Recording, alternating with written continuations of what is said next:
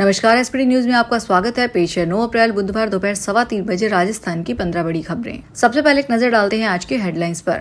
हम आपसे वायदे नहीं, काम करके दिखाएंगे, सीएम भजनलाल। नहरी तंत्र में सुधार और पंजाब से आने वाला दूषित पानी रोकेंगे, सीएम। सेंसेक्स 400 अंक गिरकर 73,800 पर आया। डोनाल्ड ट्रंप ने दवाओं पर टैरिफ लगाने का ऐलान किया। खड़गे, सोनिया और राहुल साबरमती रिवरफ्रंट पहुंचे। और अब खबरें विस्तार से सुनिए। राजस्थान के सीएम भजनलाल शर्मा ने गहलोत सरकार का नाम लिए बिना कहा कि 5 साल पहले लोगों से आपसे खूब वायदे किए मगर आपके काम नहीं किए। हम आपसे वायदे नहीं, काम करके दिखाएंगे। यह बात उन्होंने बुधवार को श्रीगंगानगर की नई धान मंडी स्थित किसान भवन के सामने सभा को संबोधित करते हुए कही। इससे पहले सीएम ने मंडी के पिंड में जाकर सरसों की समर्थन मूल्य खरीद का शुभारंभ करवाया और किसानों को शुभकामनाएं दी। मुख्यमंत्री ने कहा कि हमारा संकल्प है कि किसान को उसकी उपज का उचित मूल्य और सम्मान मिले, क्योंकि यहाँ का किसान गेहूं पैदा कर हमारा पेट भरता है। उन्होंने कहा कि देश भर में सबसे ज्यादा एमएसपी पर गेहूं की खरीद राजस्थान में की जा रही है, जिसका लाभ श्रीगंगानगर और हनुमानगढ़ के किसानों को मिलेगा। श्रीगंगानगर में सूरतगढ़ रोड स्थित एक होटल में रात्रि विश्राम करने के बाद बुधवार सुबह मुख्यमंत्री भजनलाल शर्मा ने भाजपा पदाधिकारियों और कार्यकर्ताओं से संवाद किया। उन्होंने मंगलवार के पंजाब दौरे को लेकर कार्यकर्ताओं से कहा कि कल मैंने पंजाब में हरीके बैराज, फिरोजपुर फीडर और आईजीएनपी सहित पूरे सिंचाई तंत्र को नजदीक से देखा है। पंजाब में नहरों के माध्यम से दूषित पानी आ रहा है, जो चिंता का विषय है। सरकार सिंचाई तंत्र को सुधारने और दूषित पानी को रोकने के लिए प्राथमिकता से कार्य करेगी। इन कार्यों के लिए बजट की कोई कमी नहीं है। उन्होंने कहा कि आने वाले 3 वर्षों में हम पूरी ऊर्जा के साथ कार्य करेंगे।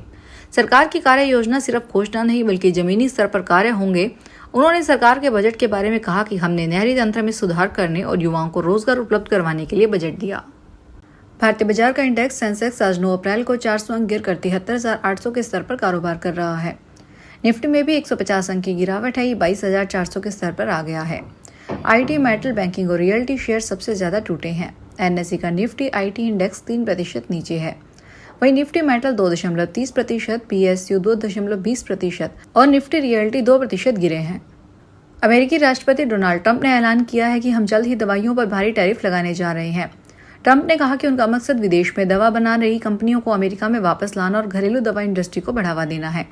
ट्रंप ने कहा कि दूसरे देश दवाओं की कीमतों को कम रखने के लिए बहुत ज्यादा दबाव बनाते हैं। वहां ये कंपनियां सस्ती दवा बेचती है, लेकिन अमेरिका में ऐसा नहीं होता। एक बार जब इन दवा कंपनियों पर टैरिफ लग जाएगा तो ये सारी कंपनियां अमेरिका वापस आ जाएगी। गुजरात के अहमदाबाद में कांग्रेस का 84वां अधिवेशन हो रहा है। इस 2 दिवसीय अधिवेशन में मंगलवार को पहले दिन कांग्रेस वर्किंग कमेटी की बैठक 4 घंटे चली। आज दूसरे दिन साबरमती रिवर फ्रंट पर मुख्य अधिवेशन हो रहा है, जिसमें देश भर से 1700 से अधिक कांग्रेस कमेटी के प्रतिनिधि भाग ले रहे हैं। अधिवेशन के दूसरे दिन की शुरुआत झंडा वंदन के साथ हुई। इस मौके पर कांग्रेस अध्यक्ष मल्लिकार्जुन खड़गे, सोनिया गांधी और राहुल मौजूद हैं। इसके बाद अब कांग्रेस हाईकमान और देश भर से आए प्रतिनिधियों के बीच मंथन शुरू हो गया है। प्राइवेट स्कूलों में फ्री एडमिशन के लिए लाखों लोगों ने फार्म भरे थे, जिसकी आज सुबह 10:30 बजे लॉटरी खुल गई और यह तय हो गया कि साल 2025-26 में कौन आरटी के तहत प्रवेश लेगा। पिछले साल के मुकाबले इस साल ज्यादा फार्म भरे हुए थे। ये फार्म 25 मार्च से 7 अप्रैल तक ऑनलाइन भरे गए थे। इसमें करीब 3,39,000 आवेदन प्राप्त हुए थे। इसमें पीपी 3+ और पहली कक्षा में 6 से 7 साल के बच्चे ही आवेदन कर सकते थे, जिनकी लॉटरी आज शिक्षा संकुल जयपुर में खुली। कोटा में भी हजारों बच्चों को फ्री एडमिशन का मौका मिलेगा। हरियाणा में रोहतक की सुनारिया जेल में रेप 20 साल की सजा काट रहे डेरा मुखी गुरमीत राम रहीम एक बार फिर जेल से बाहर आ गया है। उसे 21 दिन की पैरोल मिली है। इस दौरान राम रहीम पूरे 21 दिन सिरसा डेरे में ही रहेगा। बुधवार सुबह करीब 6:30 बजे उसे कड़ी सुरक्षा के बीच जेल से सिरसा पहुंचाया गया। यहां से राम रहीम ने वीडियो जारी कर कहा कि फिर से श्रद्धालुओं की सेवा में हाजिर हूं। सभी अपने अपने घरों में रहें और डेरे के जिम्मेदार लोग जो कहें वही करें। राम रहीम के डेरे की स्थापना दिवस के 70वें समारोह में शामिल होगा। देश भर के करोड़ों श्रद्धालुओं की आस्था का केंद्र बनने जा रही 4 धाम यात्रा को लेकर तैयारियां चल रही है। यात्रा से पहले कई दिशा निर्देश भी जारी किए गए हैं। यात्रियों की सुरक्षा और यात्रा को व्यवस्थित और सुगम बनाने के लिए आदेश दिए गए हैं कि यात्रा के दौरान वाहन चालकों को चप्पल और सैंडल पहनकर गाड़ी चलाने की अनुमति नहीं होगी। अगर आप भी 4 धाम यात्रा में जाने की योजना बना रहे हैं तो पहले सभी नियमों को अच्छे से जान लें।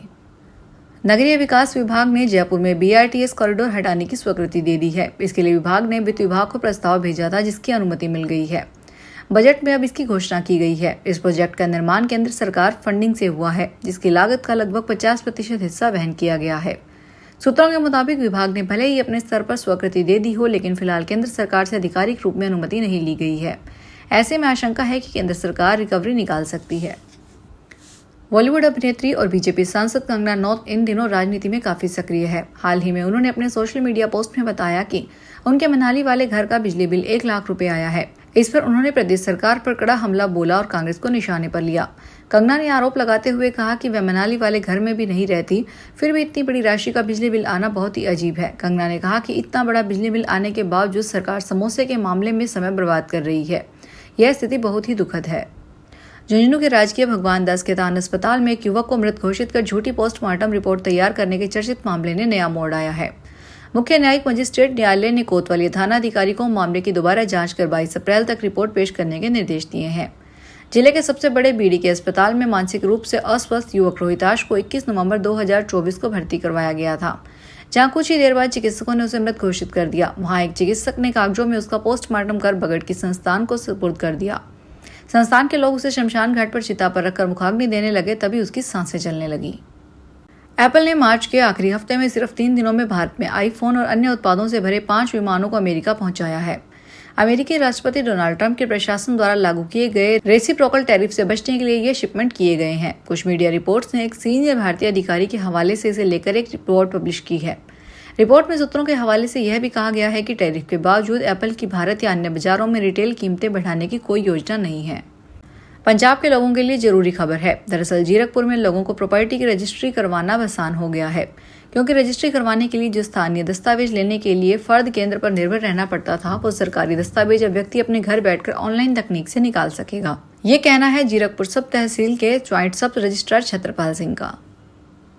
उत्तर प्रदेश के पूर्व अखिलेश यादव को लेकर दिए गए दिल्ली की मुख्यमंत्री रेखा गुप्ता के बयान से सफाई आक्रोशित है। इसको लेकर सपाइयों ने सोमवार को तहसील चौपाला में रेखा गुप्ता का पुतला दहन किया। सपाइयों ने प्रशासन से ज्ञापन देने की स्वीकृति ली थी, वहीं नारेबाजी करने के साथ ही मेरठ से लेकर पुतले में आग लगा दी थी।